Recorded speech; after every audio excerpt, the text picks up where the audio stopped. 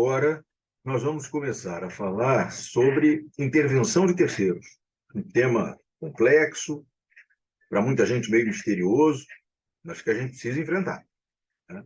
Então, nós vamos fazer o seguinte: nós vamos começar com algumas considerações de ordem geral sobre a intervenção de terceiros, muito rapidamente, e depois nós vamos começar a analisar cada uma das modalidades de intervenção de terceiros que o Código de Processo Civil regula. Então, começando bem do começo, bem do comecinho mesmo, o que é uma intervenção de terceiro? Bom, para entender o que é uma intervenção de terceiro, você precisa, em primeiro lugar, saber quem é esse tal de terceiro. E terceiro é um conceito que se determina por exclusão. Quem é o terceiro? Aquele que não é parte em um processo. A gente já falou aqui sobre o conceito de parte no processo, numa fase anterior do nosso curso. Você já sabe quem são as partes do processo.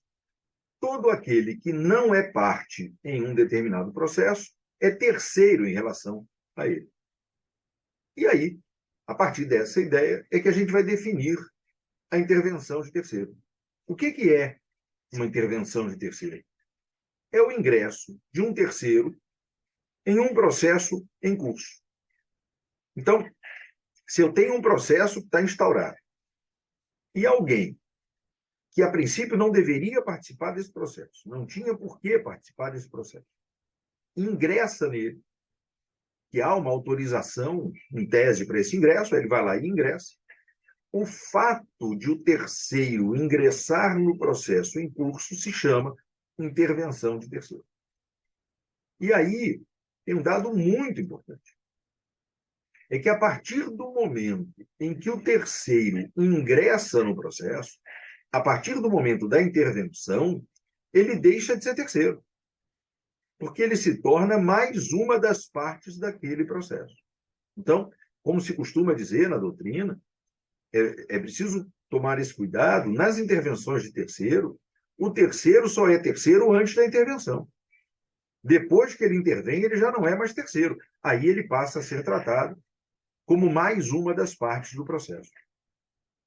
E a gente chama, então, de intervenção de terceiro este fato, objetivamente considerado, de um terceiro, alguém estranho a um processo, ingressar nesse processo para poder participar dele, desse momento em diante.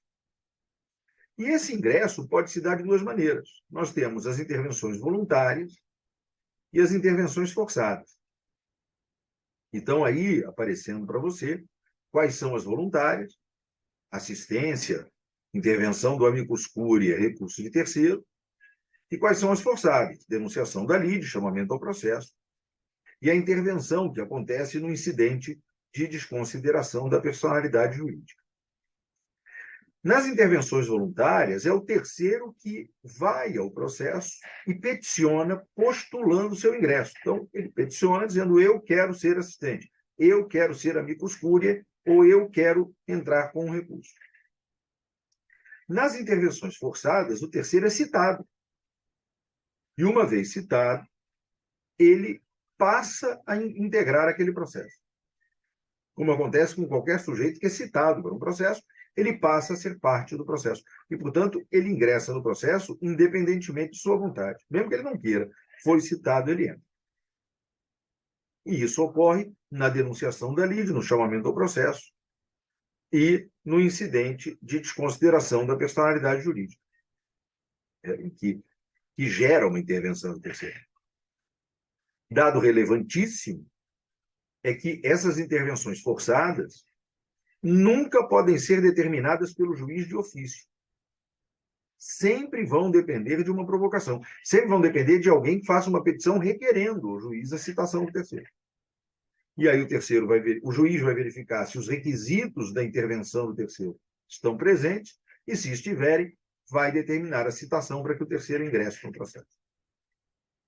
Enquanto nas intervenções voluntárias, o terceiro vai ao processo e postula a sua admissão. E aí, claro, o juiz vai verificar se os requisitos estão presentes, se é mesmo o caso de admitir aquele terceiro do processo, e, se for, ele passa a atuar no processo.